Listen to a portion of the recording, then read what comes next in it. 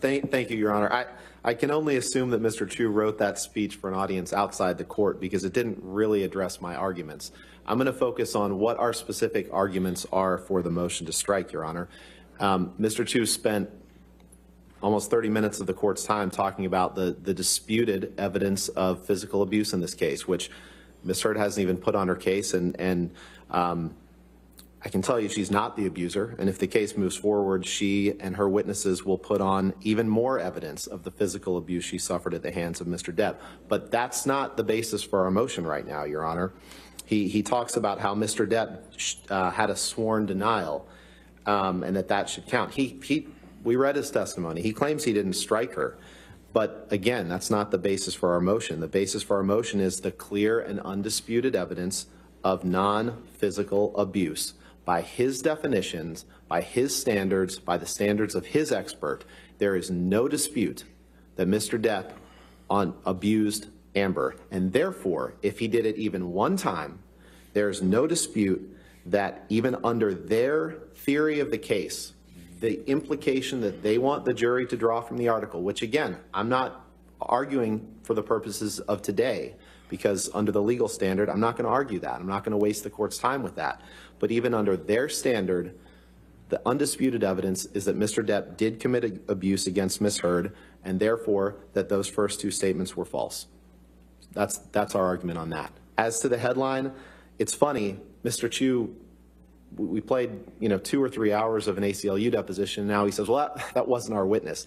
It was his witness, Your Honor. He just spent 10 minutes talking about what Mr. Doherty said, and Mr. Doherty testified that the Washington Post wrote the headline. That is the only evidence, Your Honor. I understand he says, well, Exhibit 1 has her name on it.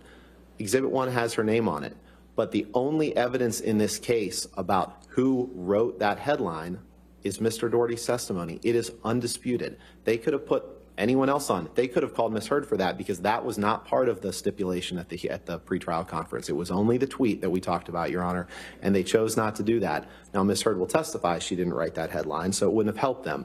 But they've had 3 weeks to put on their case, Your Honor. They've controlled the playing field of evidence. There is no dispute that Ms. Heard did not write that headline. No dispute. Simply saying, well, her name is attached to it, that can't overcome the testimony of the ACLU. They call them a co-conspirator. Of course, Mr. Depp chose not to sue them. But the testimony of Terrence Doherty that she didn't write that headline, that takes care of the sexual violence headline, Your Honor. And I'm not going to take up any more of the court's time addressing portions of Mr. Chu's argument that don't go to our motion, unless Your Honor has any specific questions. But I want to be respectful. All right, thank you, sir.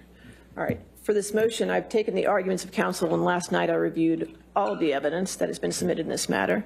So as to the second and third alleged defamatory statements, at the motion to strike at this juncture, I view the evidence in the light most favorable to the plaintiff and reasonable inferences from the evidence to the plaintiff. And if there is a scintilla of evidence that a reasonable juror could weigh, then the matter survives a motion to strike.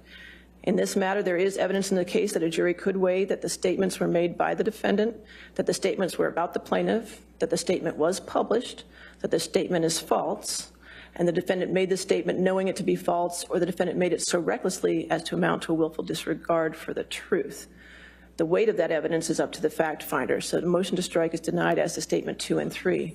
The motion to strike as to statement 1, I'm going to take under advisement because if it's not a stipulation, I'm not sure what it is, but there seems to be an agreement that the tweet of Ms. Heard is part of the plaintiff's evidence, which is not in evidence at this point. So I can't rule on that statement, whether or not it is just a tweet or if it's some sort of republication or something. I don't know because I haven't seen it yet.